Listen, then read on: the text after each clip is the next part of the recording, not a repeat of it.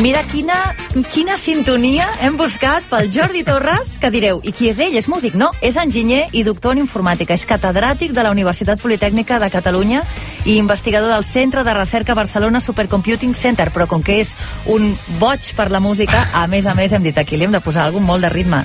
Professor Torres, molt bon dia. Molt bon dia, Emma. Aquest estiu ens hem plantejat trencar mites i ho farem amb ell, i és aquell mite de que la ciència i la tecnologia no són matèries més que d'un altre planeta, que d'aquests no, que no ho podem entendre, que és d'un altre món.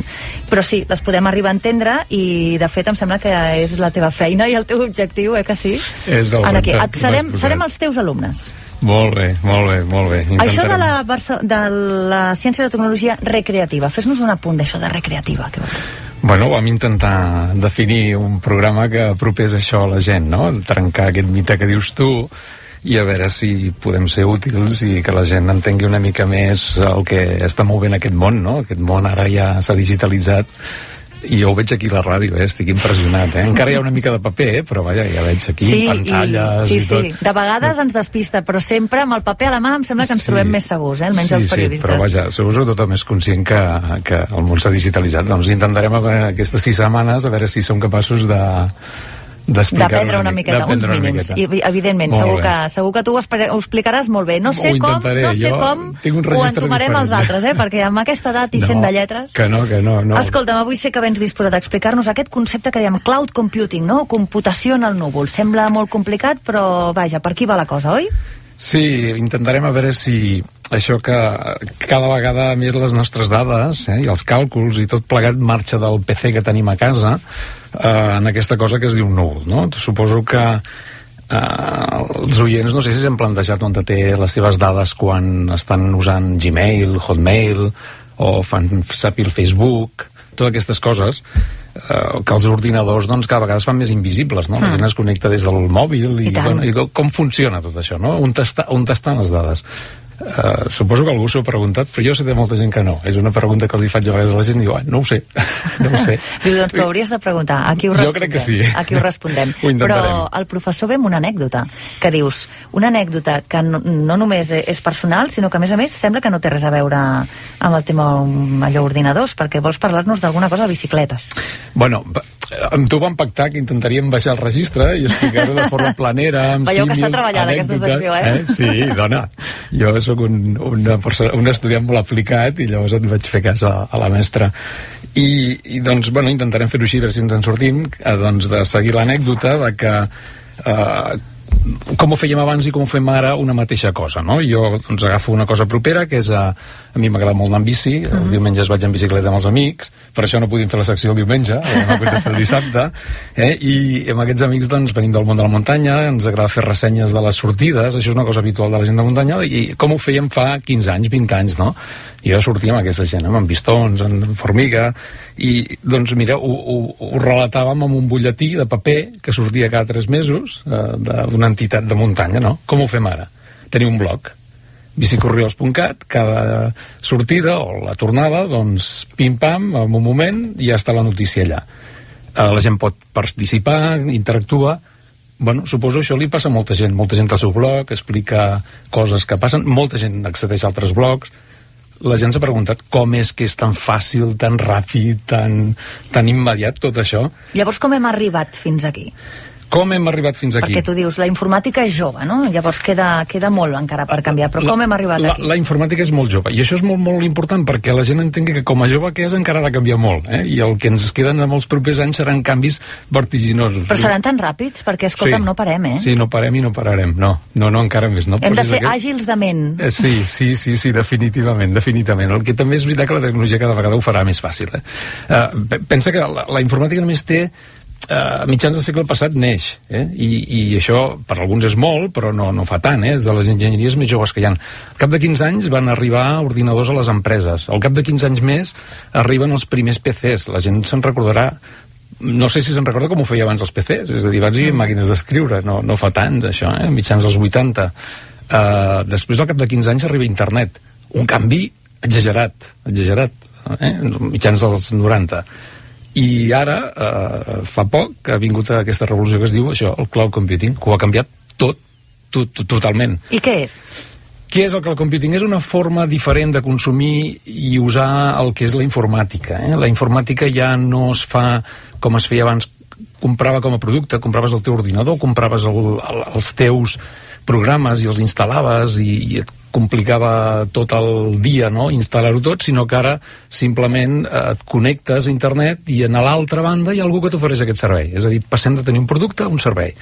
El símil que es fa servir molt per efectes divulgatius és com l'electricitat, no? Fa un segle les empreses es generaven elles mateixes l'electricitat i de cop i volta doncs, els hi va sortir més a compte, era més competitiu per elles connectar-se a una xarxa que oferia fins i tot més fiable aquesta energia que generar-se-la ells mateixos, no? Va deixar de fer ells la seva... De produir la que necessitaven, produir la que necessitava i consumir aquella que necessitava, i si necessitava més en consumia més, i si necessitava menys en consumia menys. És a dir, la informàtica està passant el mateix. És a dir, si tu necessites molta informàtica, doncs en compres més, i si necessites menys, en compres menys.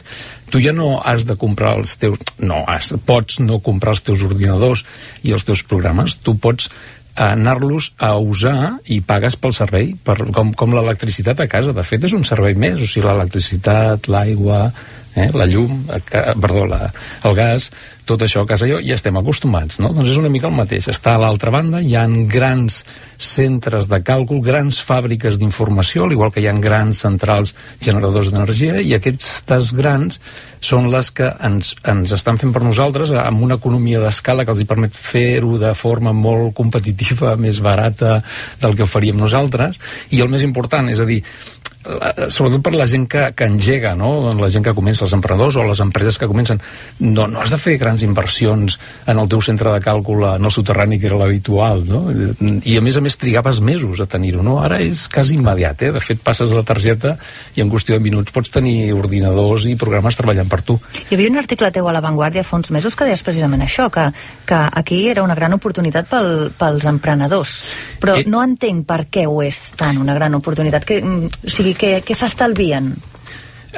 Tu en aquests moments, si haguessis de proveir un servei a través d'internet, hauries de comprar uns ordinadors, posar-hi uns programes i connectar-ho a internet.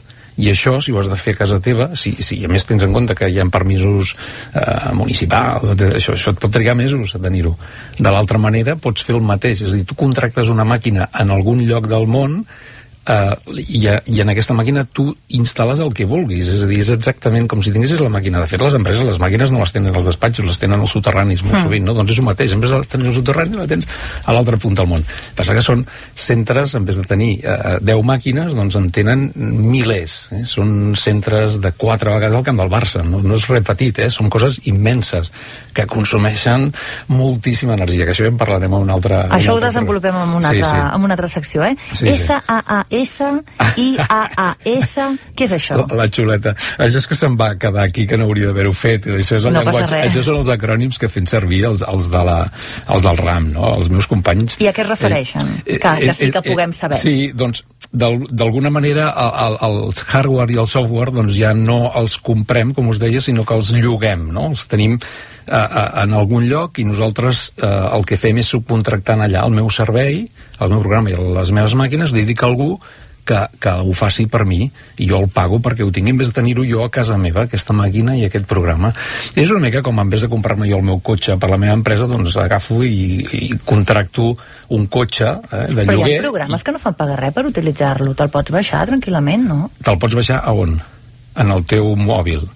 Sí, però al final, si tu mires el que fa aquest programa en el teu mòbil, és una petita cosa. És a dir, jo D'acord, a escala d'usuari petit. No, és el teu navegador. Tu a casa teva només necessites, i cada vegada més, és un navegador. Jo l'apps aquesta del RAC1, que m'he descarregat per escoltar-te avui a les 9 a veure com començava això. Escolta, al final tens un programet, però a l'altra banda hi ha un sistema informàtic, que no sé com ho teniu aquí, que està emetent això. No ho emet el meu iPhone. Tu reps la senyal. Sí, exacte. I tu et connectes a molts serveis i moltes coses amb un simple navegador. A l'altra banda hi ha d'haver alguna màquina i algun programa que ofereixi aquest servei. I això és el que hi ha a l'altra banda, el cloud computing aquest. Aquesta altra banda pot ser a casa teva, que és el que tradicionalment fins ara la gent feia, s'ho creava ell mateix, amb uns costos d'inversió molt grans. D'aquí venia la pregunta que no t'he acabat de respondre, pels emprenedors. És a dir, si tu has de comprar màquines, software, a més del temps, és una inversió. En canvi, de l'altra manera, tu pagues pel servei. És a dir, jo en vez de comprar-me un cotxe i pagar X mils d'euros, el que faig és vaig llogant a mesura que necessito. Si jo, la meva empresa creix, pago més. Potser que si jo ja sabés que hagués crescut molt, comprant-m'ho i fent-m'ho jo em sortiria més rendible. És veritat, però quan un engega no ho sap. I més en el món d'internet, els emprenedors. Perquè avui en dia qualsevol emprenedor ha de tenir en compte que una part important del seu negoci ha d'estar a internet. Segur, d'una manera o d'una altra. Encara que vengui pastissos o faci croissants d'aquests que explicàveu aquest matí. Segur que hi ha una banda que està a internet. Segur.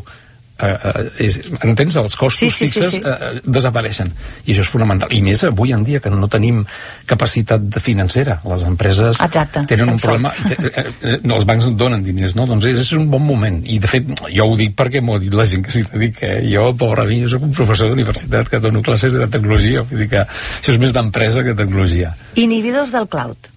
Què passa? Clar, el cloud és molt bonic, però té també la cara dolenta, no? El que passa que ja en parlarem també més endavant, i una reflexió, si a cas ho deixarem pel final, no? Si la informàtica és bona o és dolenta, no? I això és sobretot la gent de la meva quinta, no? Que bueno, s'ho qüestiona, no? Com ens està canviant això, si anem cap al bon camí o no. Ja en parlarem. Però el que sí que queda clar és que en aquests moments tothom recordarà el cas de Megabloat, no? Que van tancar un servidor d'aquests, i hi havia gent que sí que tenia coses, doncs, que eren pirates, diguem-ho així, però hi havia gent que tenia les seves dades i els seus... Informació pagant, legal, amb tots els drets. Que utilitzava com això que deies, no? Que llogues aquest espai per tenir-hi coses. És que hi havia empreses que tenien les seves webs en allà. Clar, tu imagina, tu tens les teves webs en allà. És a dir, jo ara, imagina que creo una empresa per vendre croissants a internet, doncs aquest senyor que els feia aquest matí, que ens explicava, els feia, doncs a casa seva només té l'obrador i fa els croissants, però diguem-li, els ven a través d'una web que no cal que estigui allà al mateix forn, el pot tenir, doncs això, en un altre lloc de Barcelona o del món. Aquest cas del Megabloat és l'exemple, és a dir, va i es tanca. Llavors, de cop i volta... Què passa aquí, llavors? Doncs, bueno, pots quedar molt penjat, tan penjat com que tanques l'empresa, perquè és com si tu, de cop i volta, el teu operador, la teva porta d'entrada de la botiga, te la tanquen.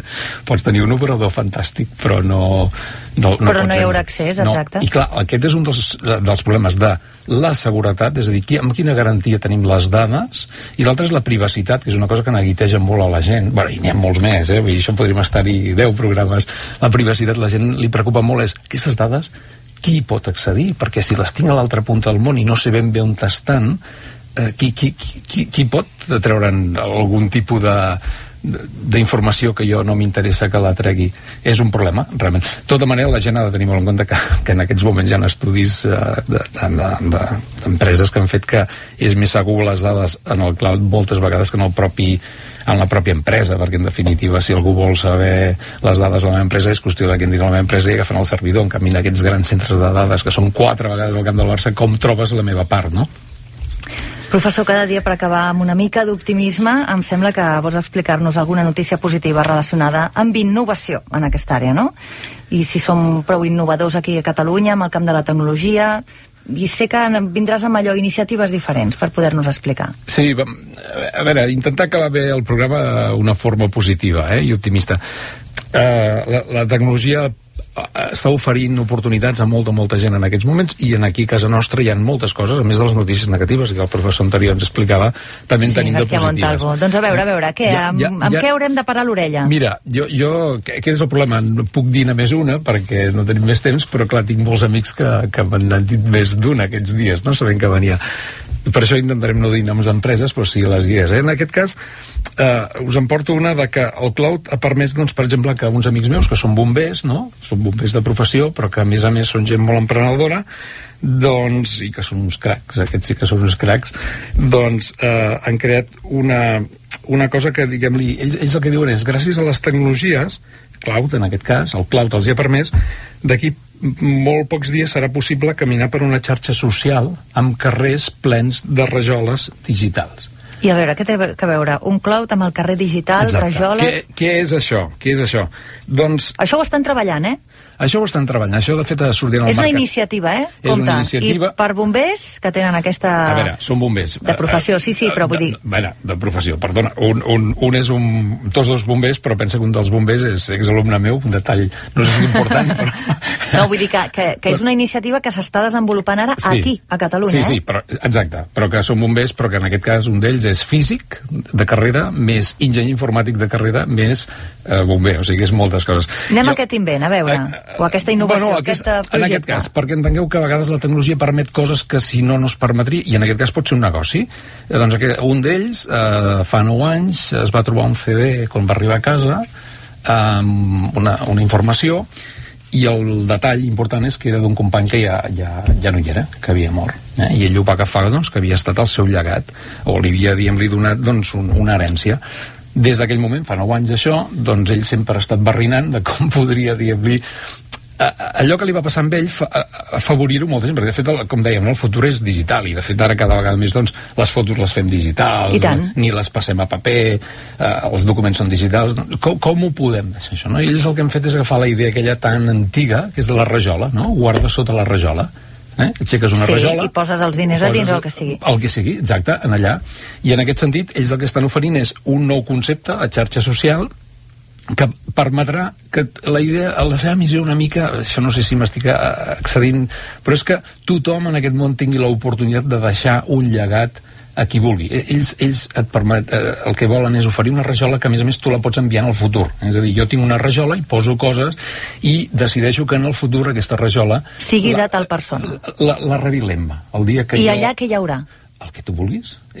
Tot digital, però el que tot digital, el que tu vulguis, la teva caixa de records. De fet, molta gent té una caixa de records i molta gent s'està plantejant. De fet, en aquest equip hi ha gent més gran i més jove, no? I els més grans... Però va ser una herència, no? Una herència, però digital. És una herència digital. I creus que les coses aniran per aquí?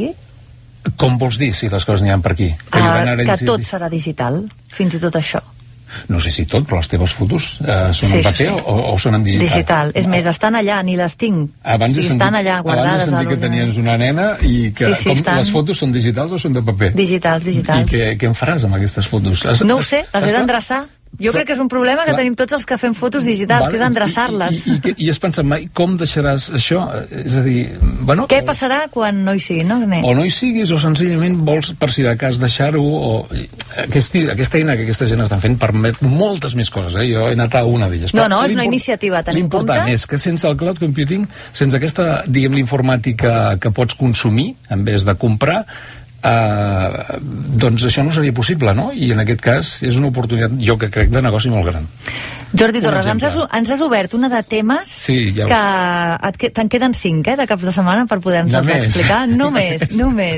Moltes gràcies per acompanyar-nos avui diumenge. Gràcies a vosaltres. Falten 2 minuts per 2:45 del matí. Fem una petita pausa per la publicitat i tornem, que tenim la Paula Florit, que ens vol explicar un parell de notícies d'actualitat d'última hora. Fins ara.